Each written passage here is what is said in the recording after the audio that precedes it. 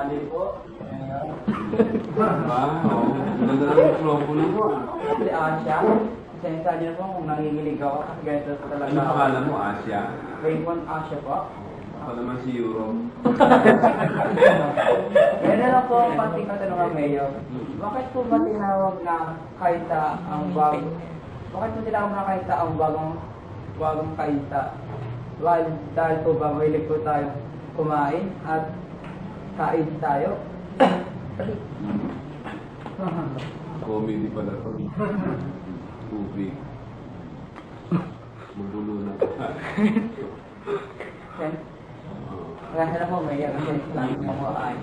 Balik lang po tayo na tanong ngayon. Bakit po ba tinawag na kain tao po ang Ayon dun sa kwento na yung isang opisyalis ay may hinahanap na ang pangalan ay si parang Kainta.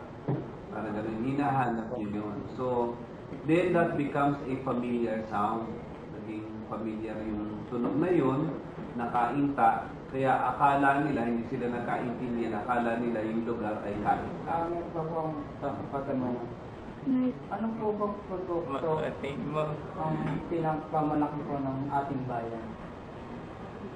Produkto na ang ating bayan kung tawagin ay gateway to the east. No? Ibig sabihin, tayo ang unang-unang bayan na matadaanan sa lalawigan ng Visayas. Pero ang ating mga pinagmamalaking produkto ay yung mga tinatawag na homemade delicacies. Suman, puto, kutsinta, at saka yung biko. No? So, mas kilala tayo dyan sa mga karne yan. At yan ang nagiging isa sa mga pinanggagalingan or sources of livelihood ng mga sepoys o ng mga taga-Kainta. Kaya mas kilala tayo dyan, Kainta, Kakarin. Bilang kung kaintin, ano ang pinakamasarap na bibingka para sa iyo? Pinakamasarap ng bibingka.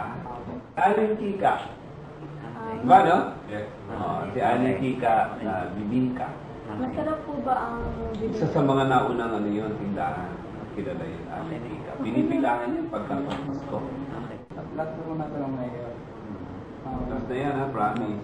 Natikman niyo na po ba ang bibingka? Gaano po ito kasarap?